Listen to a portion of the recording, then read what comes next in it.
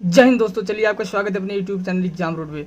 चलिए दोस्तों, जैसा कि हम आप लोग को बताते हैं कि आज दोस्तों हम आपको लाए हैं कि 12 का क्लास 12 क्या क्लास ट्वेल्थ का एकदम वेरी इंपॉर्टेंट क्विज जो आपके एग्जाम में दोस्तों एकदम छपने वाला है। क्या क्लास ट्वेल्थ का जो बाबू हमारा क्वेश्चन है, उसका पहला क्वेश्चन हमारा क्या है जो बाबू आपके एग्जाम में एकदम दोस्तों छपेगा।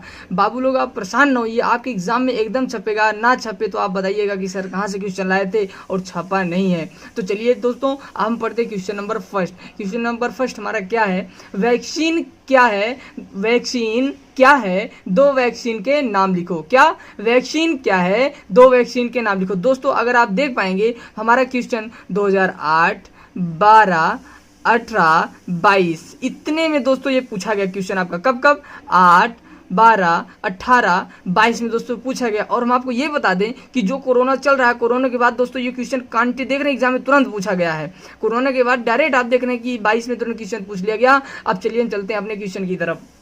तो वैक्सीन क्या है, वैक्सीन पर एक बार किसी शरीर पर एक बार किसी रोगाणु या प्रतिजन का प्रकोप हो जाने पर इससे उत्तेजित होने वाले लिम्फोसाइट्स की संख्या लासिका अंगों में बढ़ जाती है और तब दोबारा इस रोग के होने की संभावना कम हो जाती है। दोस्तों एकदम सिंपल है कि शरीर पे जब एक बार किसी रोगाणु का या प्रजन प्रकोप हो जाता, अगर उसमें वैक्सीन लगाते तो उसकी जो संभावना होती है बहुत कम हो जाती है। दोस्तों अब चलते हैं वैक्सीनेशन क्या होता है, टीकाकरण। दोस्तों हम आपको जैसा कि बता दें, आप समझ पाएंगे कि जब से ये कोरोना आया, ये क्वेश्चन देख रहे हैं तुरंत आपके 2022 में क्वेश्चन पूछा गया और कंफर्म है ये एग्जाम में क्वेश्चन बहुत बार पूछा गया है और आपके एग्जाम में फिर से पूछा जाएगा।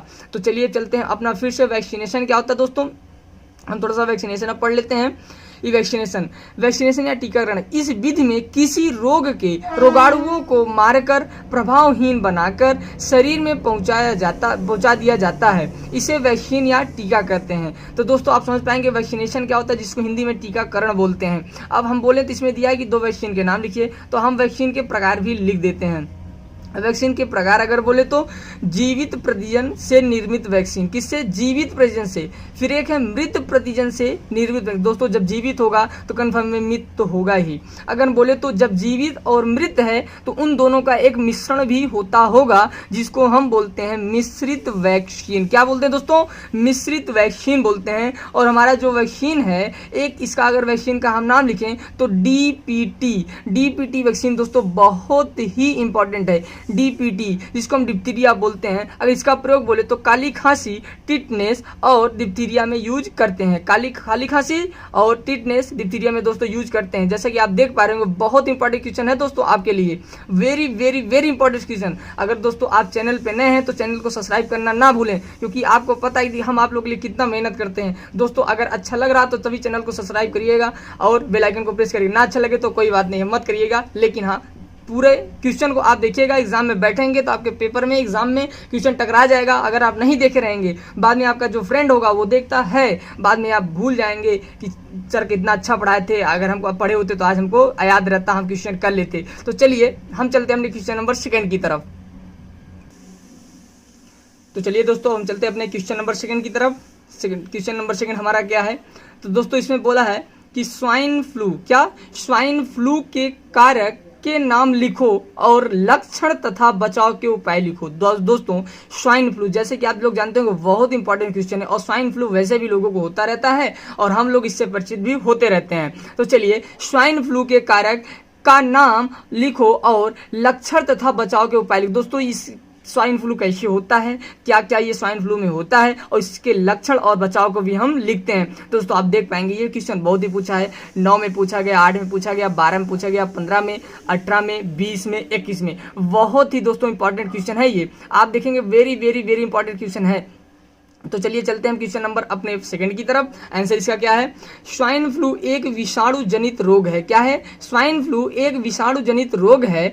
इस विषाणु के अनेक भेद होते हैं। दोस्तों एक भेद नहीं होता है, अनेक भेद होते हैं, जिन्हें हम NH1N, H1N2, H3N1 ETC के नाम से जानते हैं। दोस्तों सबका अलग अलग नाम होता है, जैसे हमारे भी नाम ना होते स्कूल में कि इनका नाम ये है, आकाश है, दीपक है, सुरेश है, महेश है, दिनेश है। तो वैसे दोस्तों इन जो स्वाइन फ्लू के जो विषाणु होते हैं ना, वायरस होते हैं ना, इन सबके भी अलग अलग नाम होते हैं। जैसे हमारा हो गया H1N1, H1N2, H3N3 ETC इनके नाम होते हैं। अगर हम आपको बोले कि संक्रमण क्या होता है, अगर बात करें तो संक्रमण दोस्तों इनका संक्रमण कैसे होता है, स्वाइन फ्लू से ग्रसित व्यक्ति के छींकने खांसने से मुक्त हुए वायरस वायु द्वारा एक व्यक्ति से दूसरे व्यक्ति को संक्रमित करते हैं या संक्रमित होते रहते हैं। तो दोस्तों संक्रमण का मतलब होता है फैलना, बहुत दूर तक चले जाना। तो दोस्तों संक्रमण का मतलब यहाँ से ये स्वाइन फ्लू कैसे लोगों को होएगा, तो आप देख पाए जैसे आपका कोरोना होता था, तो कोरोना में भी एक सिंपल होता था, अगर आप किसी को टच करते हैं या खांसते हैं, छींकते हैं, तो वैसे भी उस कोरोना बढ़ता था।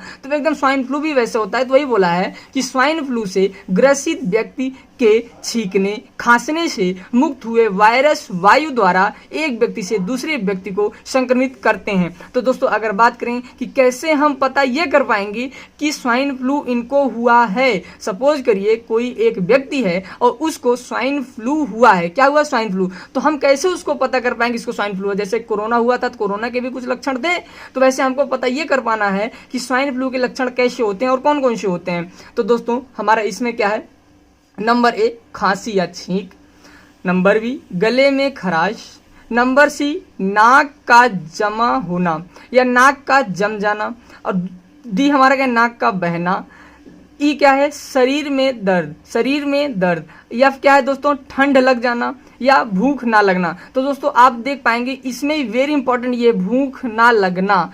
क्या भूख ना, जब दोस्तों आपको स्वाइन फ्लू होएगा तब आपको भूख ना लगेगा। क्या दोस्तों, भूख ना, ये आपके एग्जाम में क्वेश्चन पूछा गया है। अगर आप बायोलॉजी से हैं और अगर नीट में आप जाएंगे तो कंफर्म है दोस्तों आपसे ये क्वेश्चन देखने को मिलेगा, कंफर्म है क्वेश्चन दोस्तों मिलेगा देखने को। तो चलिए अब चलते हैं इसके बचाव की तरफ। कहाँ, अब तो हम दोस्तों समझ गए कि संक्रमण क्या होता है। दोस्तों आप देख पाएंगे कि अब हम देखें संक्रमण क्या होता है, संक्रमण बाद लक्षण इसके क्या होते हैं। अब इसके थोड़ा दोस्तों हम बचाव को भी देख लेते, इसका बचाव क्या होता है। ठीक है, आगे चलते हैं। तो चलिए दोस्तों अब हम चलते हैं इनके बचाव की तरफ। ये बचाव क्या होता है, इसमें बोले कि हाथों और नाखूनों की उचित सफाई करना। दोस्तों हम अपने हाथों की और नाखूनों की अगर उचित सफाई नहीं करते तब भी हमको ये हो सकते हैं। और दूसरा हमारा क्या है, व्यक्ति से दूर रहना जिसको स्वाइन फ्लू हुआ है, उस व्यक्ति से दोस्तों हमको दूर रहना है जिसको स्वाइन फ्लू हुआ है। सपोज करिए अगर मोहन को स्वाइन फ्लू हुआ है तो उसका फ्रेंड अगर सोहन है तो मोहन से सोहन को दूरियां बनानी चाहिए। अब अगर बोले तो सी नंबर क्या है हमारा, छींकते खांसते समय मुंह को ढकना। तो मुंह को ढकने का मतलब ऐसा थोड़ा आप मास्क लगाए रहेंगे 24 घंटे ना, मास्क आपको ना लगाना, एक हैंकी लेके या दस्ती लेके आप मुंह के पास रख लेना है आपको। अब चलते हैं हम क्वेश्चन नंबर 3 की तरफ। दोस्तों ये हमारा क्या है, ऊतक संवर्धन की विवेचना करो। दोस्तों ये ऊतक संवर्धन क्या होता है, तो आप देख पाएंगे 15, 17, 18, 20, 21 और 22 में दोस्तों क्वेश्चन पूछा गया है। अगर दोस्तों आप लोगों को क्वेश्चन अच्छा लग रहा हो, जो हम पढ़ा रहे हैं समझ में आ रहा हो, तो आप बेहिचक चैनल को सब्सक्राइब जरूर करिएगा और बेल आइकन को प्रेस जरूर करिएगा दोस्तों। और हम आपको एक बात बता दें कि अगर आप लोग को इसका पूरा PDF चाहिए तो आप हमारे टेलीग्राम चैनल को ज्वाइन कर सकते हैं, इसका लिंक हम डिस्क्रिप्शन में दे रखे हैं। तो चलिए दोस्तों अब हम चलते हैं अपने क्वेश्चन नंबर 3 की तरफ। क्वेश्चन नंबर 3 हमारा क्या कहता है, ऊतक संवर्धन की विवेचना करो। दोस्तों बहुत इंपॉर्टेंट क्वेश्चन है ये, आप समझ पाएंगे, very very very important question है। तो ऊतक संवर्धन क्या होता है दोस्तों, ऊतक संवर्धन की इस आधुनिक तकनीकों को 1902 ईस्वी में 1902 ईस्वी में हेवरलैंड, क्या हेवरलैंड, कौन, हेवरलैंड ने दिया था। किसने दिया था इसको, हेवरलैंड ने दिया था दोस्तों। अगर हम बात करें हेवरलैंड जी ने, कौन, Haber belt, sorry Haber belt, ये बेल्ट होगा दोस्तों, हेबर बेल्ट, कौन, हेबर बेल्ट। तो ठीक, तो हेबर बेल्ट जी ने अपनी थ्योरी के अनुसार इसे इस प्रकार प्रदर्शित किया कि जिसे बताया गया है, जिसमें नीचे बताया गया। तो दोस्तों हेबर बेल्ट जी ने 1902 में इसे इस थ्योरी को दिया था, जो कि इसको आधुनिक तकनीकी से बोला जाता है। तो अगर बोले तो जो नीचे दिया गया है, पूर्ण सख्तता क्या होती है दोस्तों, पूर्ण सख्तता जब कोई पौधा एक कोशिका द्वारा पूर्ण विकसित हो जाता है, कहाँ, एक कोशिका द्वारा पूर्ण विकसित हो जाता है, तब उसे हम पूर्ण सख्तता कहते हैं। तो दोस्तों जब कोई पौधा एक कोशिका द्वारा पूर्ण विकसित हो जाता है दोस्तों एक ही कोशिका के द्वारा, एक ही सेल, यूनिसेलुलर ना कि एनीसेलुलर। तो दोस्तों हमारा जो एक ही कोशिका के द्वारा अगर पूर्ण विकसित हो जाता है, 100% विकसित हो जाता है, उसे हम क्या कहते हैं, पूर्ण सख्तता कहते हैं। अगर हम बोलें सोमा क्लोन, तो दोस्तों हमारा बी वाला जो है सोमा क्लोन क्या होता है, जब कोई पौधा अनुवांशिक रूप द्वारा, किसके द्वारा, अनुवांशिक रूप द्वारा पूर्ण विकसित होता है, तो उसे हम सोमा क्लोन कहते हैं। दोस्तों अगर आप देख पाएंगे इसमें बोला था कि एक कोशिका द्वारा, किसके द्वारा, एक कोशिका द्वारा, लेकिन इसमें आप देख पाएंगे इसमें बोला है कि अनुवांशिक रूप द्वारा। तो जब दोस्तों एक कोशिका द्वारा होगा या एक कोशिका द्वारा होगा तो उसको आप पूर्ण सख्तता बोलेंगे। लेकिन जब आपका अनुवांशिक रूप से होगा, कब अनुवांशिक रूप से होगा दोस्तों, तब आप इसे क्या बोलेंगे, सोमा क्लोन बोलेंगे। क्या बोलेंगे, सोमा क्लोन। तो दोस्तों आपको कैसा लगा ये तीनों क्वेश्चन, हम आपको बताएं ये कंफर्म में आपके एग्जाम में छपने वाला है और 3 नंबर के दोस्तों ये क्वेश्चन आते हैं। अगर आप ऐसा लिख देते हैं जैसे हमने लाइनिंग करके किया है, कंफर्म में आपके एग्जाम में एक भी नंबर नहीं कटेंगे। हम आप लोग को बताएं जैसे हमने यहाँ लाइनिंग किया है ऊपर नीचे, वैसे अगर एग्जाम में अगर आपको टाइम मिल जाता है तो जरूर आप करिएगा, ठीक है। वैसे तो आप लोग को टाइम तो बहुत मिलता है, टाइम कम ना रहता है। तो चलिए दोस्तों अब चलते हैं हम नेक्स्ट वीडियो में। अगर आपको समझ में आ रहा हो तो चैनल सब्सक्राइब, बेल आइकन को प्रेस जरूर करिएगा। तब तक मिलते हैं नेक्स्ट वीडियो में, तब तक के लिए जय हिंद, जय भारत।